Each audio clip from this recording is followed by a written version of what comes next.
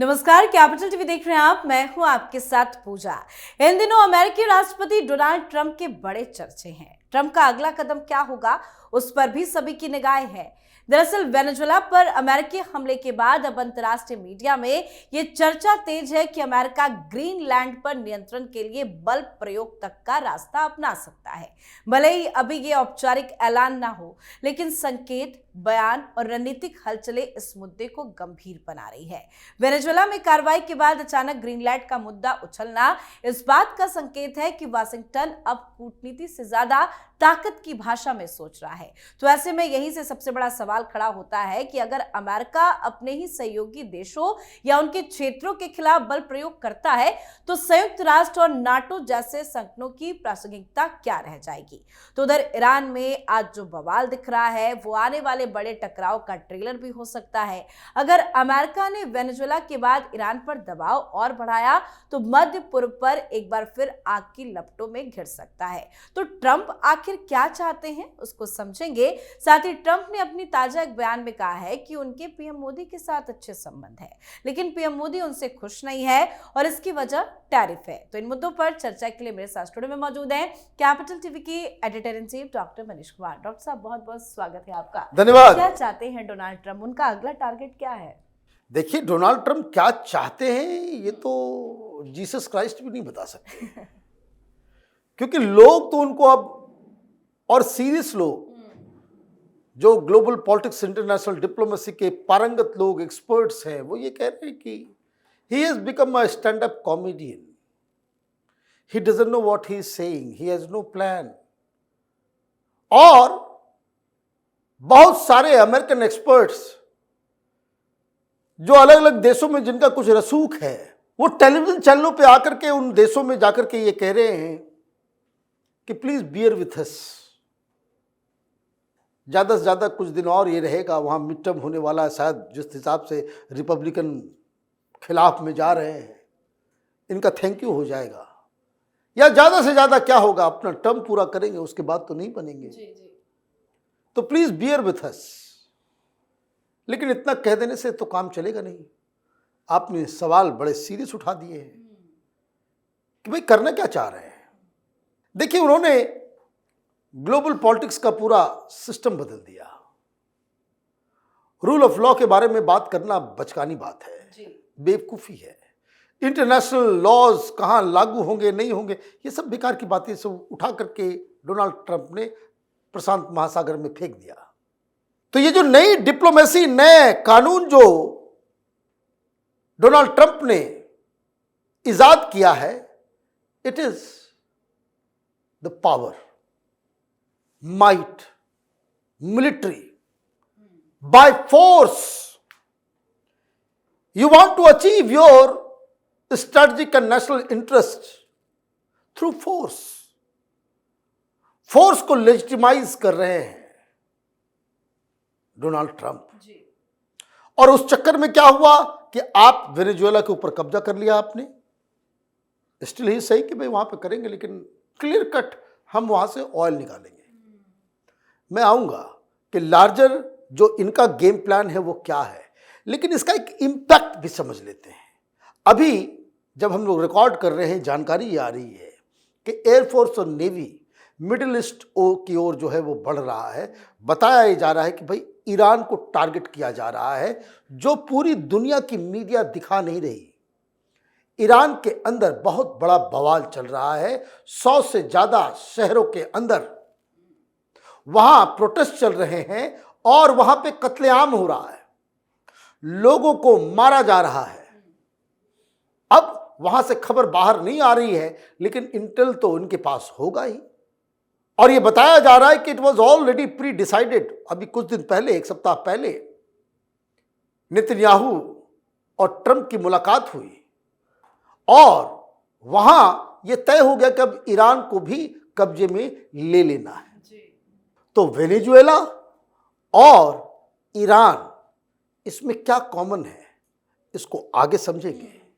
लेकिन अभी रिपब्लिकन के कार्यक्रम में जिस हिसाब से उन्होंने भाषण दिया, वो ये कह रहे हैं, आप ये देखिए, this is very serious?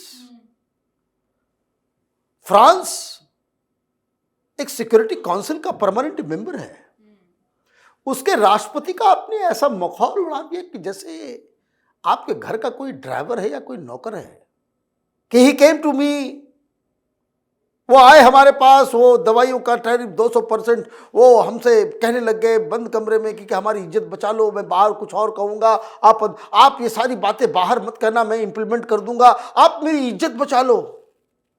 France में मैक्रो क्या मुंह दिखा रहे होंगे?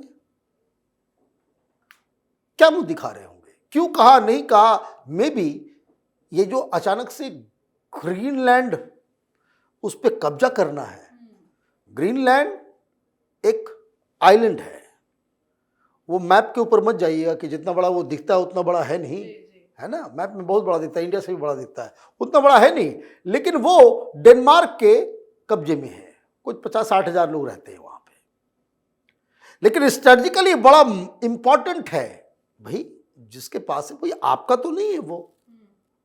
आप कभी कनाडा को कह देते हो कि भाई हमारा जो है 91 जो है वो राज्य बन जाओ, फिर उसके ऊपर ही साइड में ग्रीनलैंड, उस पर कब्जा करने के मिलिट्रीली, फिर आपने आज कह दिया कि भाई मिलिट्रीली उसके ऊपर हम जो है कि we want to take that. क्यों? By force. वेनेजुएला के ऊपर बाय फोर्स सेना भेजा जा रहा है, बाय फोर्स ईरान। तो मतलब आपने एक अलग किस्म की चीजें जो है उसकी शुरुआत कर दी है। डेनमार्क बेचारा क्या करेगा? अब सवाल क्या है, डेनमार्क तो ईयू का मेंबर है, नाटो तो खत्म हो गया, अभी फिलहाल के सिस्टम में कोई नाटो करे समझिए कि वो बेवकूफ है, उसको तो बकायदा कब्रिस्तान में डाल दिया ट्रंप ने। लेकिन ईयू तो है कि यूरोप के ऊपर भी, मतलब लैटिन अमेरिका में आपने कांड किया, अब यूरोप में भी एक कांड आप करोगे, अभी 2 दिन के अंदर है वो एशिया के अंदर भी कांड कर दोगे, फिर किसी दिन जो है कोई अफ्रीका में कांड कर दोगे। पूरी दुनिया में अलग अलग जगह पे जाकर के आप इस तरह का काम कर रहे हो कि सामने वाला सहम जाए, दुनिया डर जाए। तो ये बहुत ही अहम बात है कि ट्रंप के पहले, ये जो ट्रंप का दिमाग खराब नहीं हुआ था उससे पहले तक इंटरनेशनल पॉलिटिक्स वो रूल ऑफ लॉ पे चल रहा था। अब पहले यूरोप को डील कर लेते हैं जी। वो आए दिन किसी न किसी को बेइज्जत करते रहते हैं। भाई आप देखिए, ब्रिटेन के प्राइम मिनिस्टर का भी तो ऐसा कर दिया था कि रूस के बारे में बातचीत हो रहा, तो बोला कि can you take on Russian alone. तो आप इस तरीके से आपने किया। अब क्या है, what options do we have? एक ऑप्शन जो यूरोप के लिए क्या है, 2 ही ऑप्शन हो सकते हैं कि आदर तो आप उसको मनमानी करने दो, मनमानी करेगा वो तो आज यहां मनमानी करेगा, कल दूसरी जगह करेगा, आप उसके एक्शन को जो है लेजिटिमाइज कर दोगे, और अगर आप इसका विरोध करोगे तो भी नुकसान। आप ये समझिए कि डील मेकर है वो पक्का ऐसा गुगली फंसाया है कि यूरोपियन वो उसको एक्सेप्ट करे या उसका विरोध करे, दोनों में घाटा है, दोनों में घाटा है। अब नई कहानी, ईरान, एक तो ग्रीनलैंड हो गया, ईरान हो गया, अब ईरान में क्या करेगा ये? तो क्या कॉमन है, क्यों ये सारी चीजें की जा रही है? Why Greenland, why Venezuela, why Iran?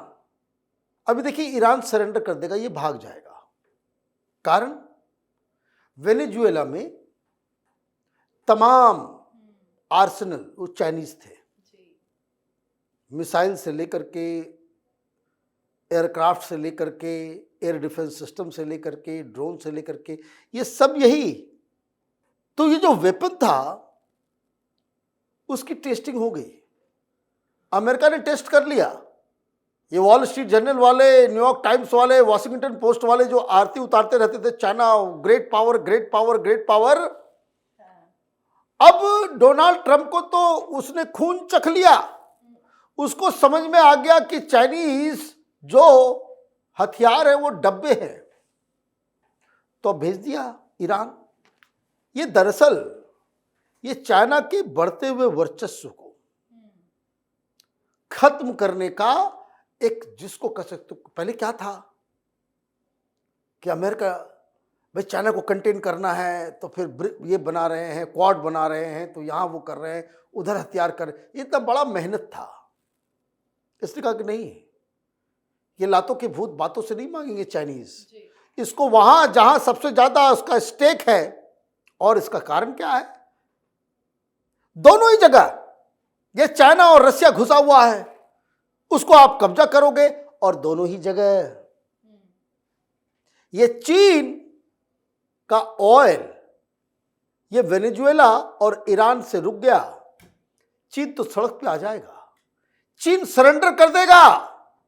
ये कॉमनैलिटी है कि जो चीन का मैक्सिमम ऑयल जो आता है और रूस का जो मैक्सिमम ऑयल जो बिक रहा था वेनेजुएला के जरिए बिक रहा था, तो ईरान से खरीद रहा है चीन, वेनेजुएला से खरीद रहा था चीन।